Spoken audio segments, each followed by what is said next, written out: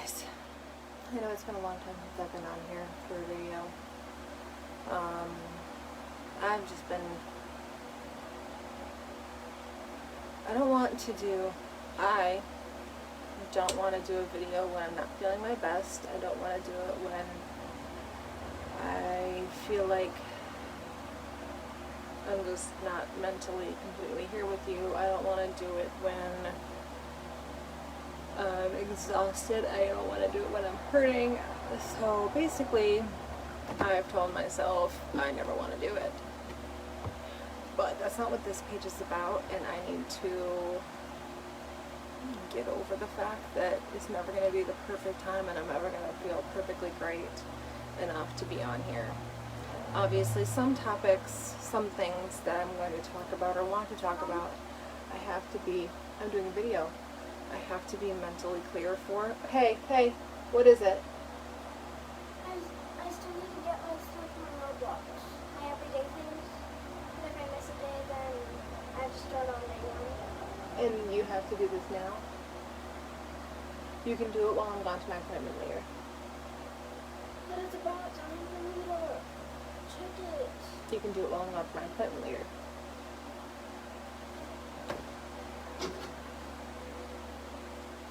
See, there's never going to be the perfect time to do this. So, I'm just going to have to do it. I have this week actually, it's last week in my mental health journal guide for depression, and I halfway filled it in, and then I was like, you know what, as long as I get my main points, I can fill in them later, and that was a week ago. It's exhausting to do this stuff. Everything in my life is exhausting. So when I have energy, when I have no brain fog, when I feel like completely mentally in control of, I have to pace myself. This is why I'm on disability. Because I physically and mentally cannot function the way a normal person does, the way I used to before my genetics started catching up with me. So this one is, obviously the book is about depression, it's about mental health, encouragement and inspiration, and this one was about list your symptoms again, and then next to them list how you treat each one of those symptoms. So I wrote down 6 symptoms that I have of depression. I'm going to go ahead and go over them. I have an hour until I leave for my gastro appointment. It's supposed to just be a follow-up appointment, just to check on me. So, yeah. But anyways. So after this, I will need to rest a little bit because I have quite a drive. But this drive I can do by myself.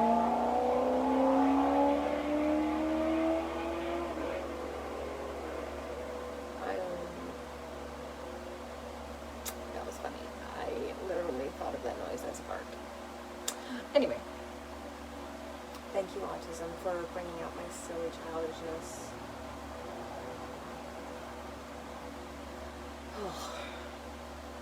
I'm exhausted just thinking about doing this video, so let's do it. One is my lack of motivation.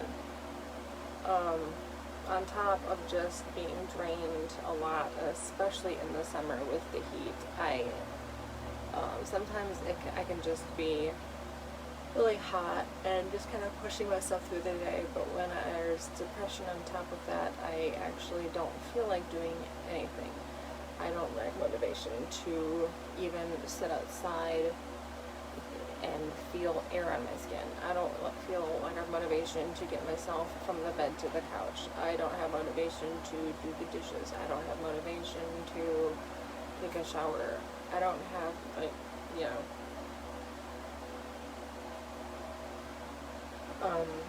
self-care. My self-care just goes way down. And then when someone like my daughter goes, hey mom, yeah, I know I need to shave, but shaving has become one of the least concerns of mine. Self-care.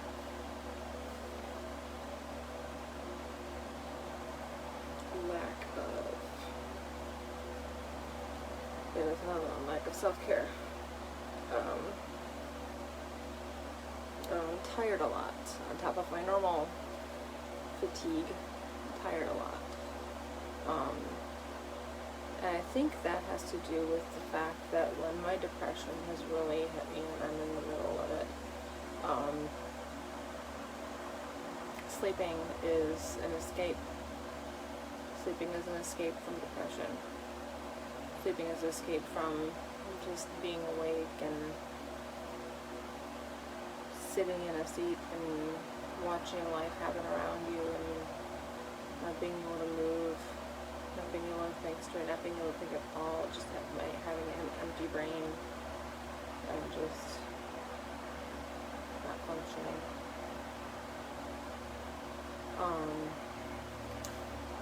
No appetite, just not wanting to eat.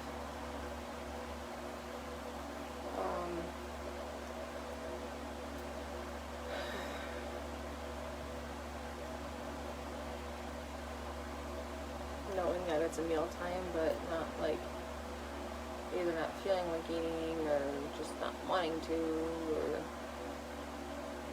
not having the energy to go get a meal for myself. That's when I have to advocate for myself. I have to make myself say, hey, I need something to eat and I don't have the energy. Can somebody help me? And when you're down, when you feel stuck and just nonverbal, and it's hard. I don't want to do anything I like. Like, it's too much for me to go down to my craft area and I just don't feel like crafting. That's a big deal because I like to craft. Not wanting to do my nails, not wanting to write, not wanting to read, not wanting to go out in my garden, which ironically helps me with that when I'm feeling down and just my garden. I just put depression and garden together. My garden helps me to be able to connect to nature, which is a big thing for me. Being in nature helps me no matter what emotion or mood or health issue I'm dealing with. Being in nature is a big deal to me. Watching animals, listening to the sounds, feeling grass, smelling flowers, getting my hands dirty. Nature is a big deal for me. Emotional, but emotionless. That is one of my depression symptoms, being emotional, but also being emotionless. For me, that means, like, I can cry at the drop of a hat, I can have mood swings, like getting snappy at people, or being sad and not knowing why I'm sad, and but at the same time, really not feeling anything.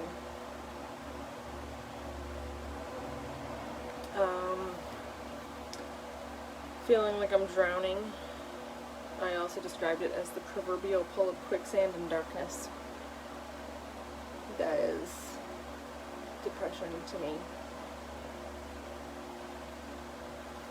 The other part of this is how I treat each one. How do I treat my lack of motivation? I try to do something. I try to do something. Almost every day of the week, I have a certain thing scheduled to do. Now, because of my physical limitations, I sometimes can't do it on that certain day, so I will move that to another day. Like this last week, I hadn't cleaned the stove in about a week and a half. And for me, it's usually a weekly thing. It's usually on Fridays. But I hadn't cleaned it because I just didn't have the energy. I didn't feel like it. I saw it and I was like, that's too big of a project for me. That's an executive dysfunction thing. If it's too big of a project, I won't even start it. I won't even, because I want to finish the whole thing.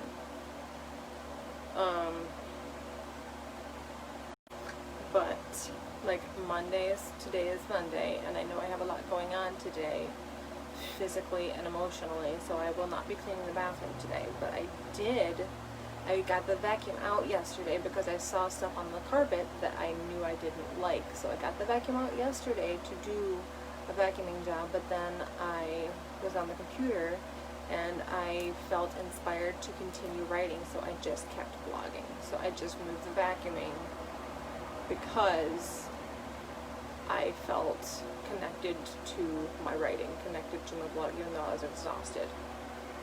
And that's another thing with chronic fatigue, with anxiety and depression, is at 8:30 I was already completely just ready to fall asleep, and I had slept in the day before. I had gotten really good rest, and then that night I had gotten some decent rest, and I almost fell asleep. No, I was falling asleep during the church service, so I watched it again on the TV. But yeah, I was really connected to writing, and I think I just got really mentally exhausted yesterday. And when I came to bed, I didn't fall asleep until 11:30, because that's one thing chronic fatigue does. You feel tired constantly. And when you finally go to bed, you can't fall asleep. So it becomes this loop. And now with depression, you're tired a lot. How do I treat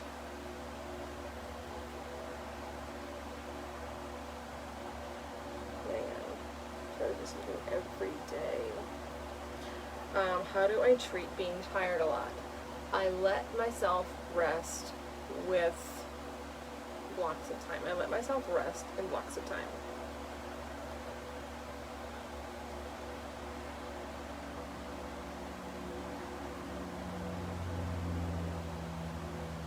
I'm not going to let myself sleep all day because that's not healthy either. But I will lay down and I'll be like, alright, I'm going to lay down for an hour. I'll set a timer, and when the timer goes up, if I still feel like I need to rest, I'll set a little extra. Sometimes I won't, sometimes I'll just let myself sleep, because you know what? It doesn't matter. And it's okay. You gotta do what you gotta do to take care of yourself. But,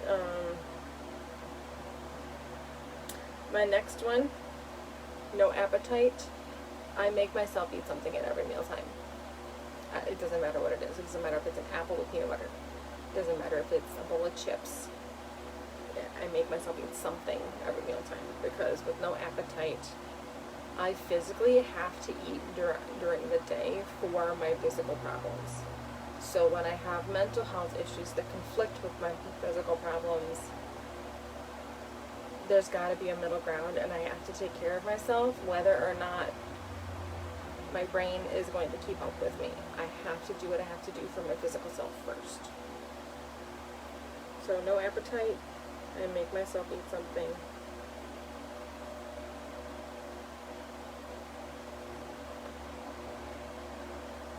At each meal time. Because when I'm feeling good, when I'm feeling fine, and I'm not battling my depression or anxiety, I might be battling something more physically, like I've got inflammation, or I've got pain in my joints, or whatever. There's always something.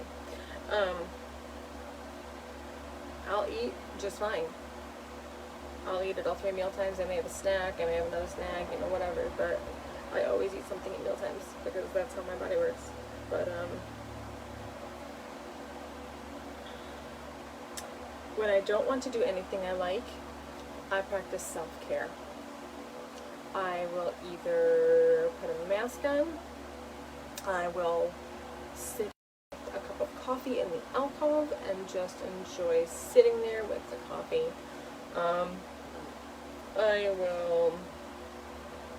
I might paint my nails, or I might just take off my nail polish and let them air out for a day. I might take a little walk around the yard. But yeah, when I don't want to do anything I like, I practice self-care.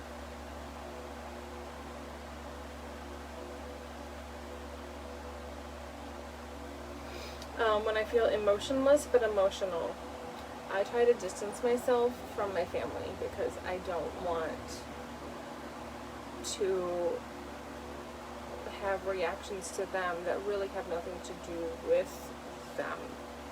I don't want to snap at them. I don't want to. I will stay separate from them, or I will just cuddle up to my husband or something like that. I'll do something that does not involve a lot of back and forth communication. I will stay away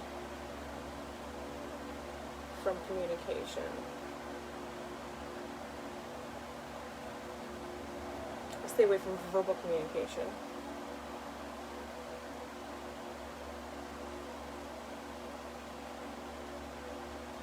I might cuddle, or cry alone, or hug my husband.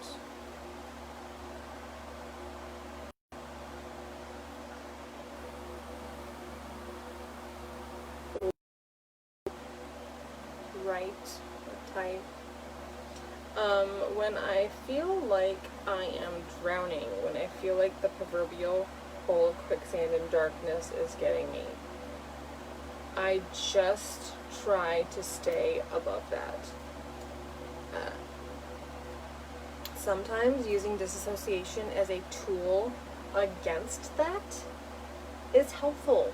I have found that you can use disassociation as a tool to help separate yourself from something negative that is going on. My best girlfriend from high school taught me about using it as a positive tool, and I didn't really understand that because I always thought disassociation was a bad thing. But when you're in a place where mentally you're just being dragged down and just sucked into this blackness, separating yourself from that, using disassociation as a positive tool can be very helpful. So disassociation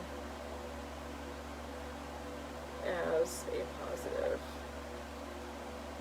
tool. When I have, this is the last one I just wrote down, my lack of self-care. Lack of putting real clothes on.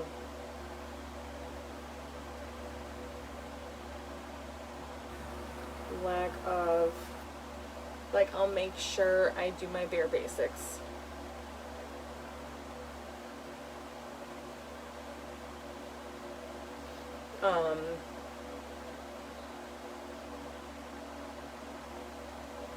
If showering is off the table, I will just do my bare basics and make sure I brush my teeth, brush my hair, and I will make myself wash my face, because that, just washing my face, can be a big deal.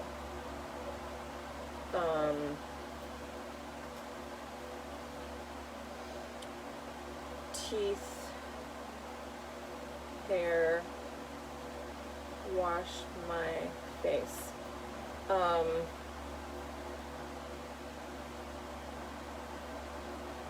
Purchase self-care face mask.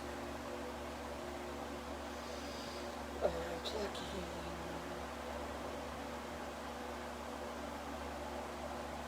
Shower. Making myself shower is so hard. Even just on an everyday basis. Because with POTS syndrome, for one, chronic fatigue keeps me from it. I use all my energy taking a shower. When I'm done with a shower, usually I sit down and like read a book or something. I sit down because my body has just been through a lot just taking a shower. That's how hard it is having these types of chronic illnesses. It's the heat of the water. It's the water. It's the sensation of the water beating down on me. It's sometimes it feels good. Like if I'm sore, it'll feel good. But if I'm having an issue, like a sensory issue, an autistic sensory issue,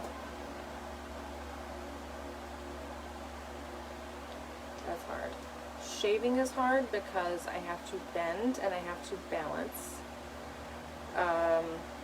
I have been thinking about getting some things in the shower, like a handle or like a little stool, for a little while now, and it's gonna have to happen soon because my knees have been getting floppier. A lot more instability in my knees, ankles. And then with POTS syndrome, the heat. The heat is not a good thing. My heart rate goes through the roof.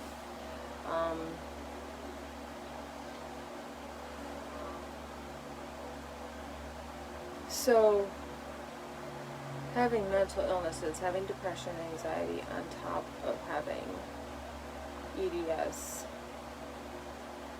which affects everything in my body, is very hard. So, I'm going to stop this video. I'm going to try to just start doing these more often, no matter how I'm physically feeling, because I can't wait to pick and choose between my best days and my not best days. Hey, I'm wearing a crown.